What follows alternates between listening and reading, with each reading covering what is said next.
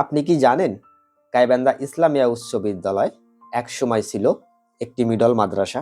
গাইবান্ধার বুকে দাঁড়িয়ে থাকা এই প্রতিষ্ঠানটি শুধু একটি স্কুল নয়, এটি ইতিহাস, সংগ্রাম আর শিক্ষার আলোকবর্তিকা। আজ আমরা যে গাইবান্ধা ইসলামিয়া উচ্চ বিদ্যালয়কে চিনি, তার যাত্রা শুরু হয়েছিল 1914 সালে জেলার তৃতীয় হাই স্কুল হিসেবে। কিন্তু জানেন কি, তারও আগে এটি ছিল একটি মিডল মাদ্রাসা। স্কুলটি প্রতিষ্ঠিত হয় সুন্দরগঞ্জের জোরদার রহিমুন্নেসার সম্পত্তির উপর। কমরনই মিয়া পরিবারের সাথে আত্মীয়তার সূত্রেই সেই জমি পাওয়া সহজ হয়েছিল। যেখানে আজ মূল ভবনটি দাঁড়িয়ে আছে, সেখানে একসময় ছিল একটি সাধারণ ঘর। সেই ঘরে বসবাস করতেন পায়রাবন্দ জমিদার গোষ্ঠীর এক সদস্য, যিনি পরিচিত ছিলেন নবাব সাহেব নামে। স্কুল স্থাপনের উদ্যোগ এলে তিনি নিঃশব্দে ঘর ছেড়ে চলে যান শিক্ষার পথে জায়গা করে দিতে। মাদ্রাসা থেকে হাই স্কুলে রূপান্তরের পর শুরুতে অষ্টম শ্রেণী পর্যন্ত পাঠদান চালু হয় এবং ধীরে ধীরে এটি হয়ে ওঠে পূর্ণাঙ্গ হাই স্কুল।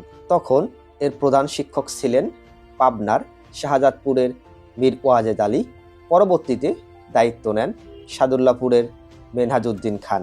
এই স্কুলের জন্ম হয়েছিল মূলত মুসলমান ছাত্রদের শিক্ষার সুযোগ বাড়ানোর লক্ষ্য নিয়ে, কারণ তখন গাইবান্ধা হাই স্কুলে মুসলমান ছাত্রদের সংখ্যা ও ফলাফল ছিল খুবই কম। তবে এখানে শেষ নয়, এই প্রতিষ্ঠান সবসময় উদার ছিল। হিন্দু ছাত্রদের জন্য শিক্ষার দরজা খোলা ছিল সবসময়। প্রতিষ্ঠা লগ্নে সভাপতি ছিলেন সমাজসেবক কাজী রজ্জব আলী, আর সম্পাদক ছিলেন মিয়াবাড়ির খান বাহাদুর আব্দুল মজিদ। শুরুতেই প্রায় 300 ছাত্র নিয়ে যাত্রা শুরু করা এই স্কুল 1918 সালে মঞ্জুরি লাভ করে। 1919 সালে এখান থেকে প্রথমবারের মতো 4 জন ছাত্র মেট্রিক পরীক্ষায় অংশ নেয়। সময়ের সঙ্গে সঙ্গে এই সংখ্যা বেড়েছে বহুগুণে। 1994 সালে ছাত্র সংখ্যা ছাড়িয়ে যায় 1400 জনে।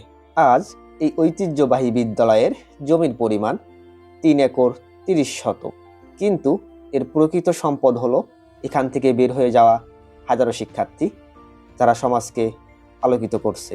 গাইবান্ধা ইসলামিয়া উচ্চ বিদ্যালয় একটি নাম, এক শতাব্দীর গল্প আর শিক্ষার অটল অঙ্গীকার।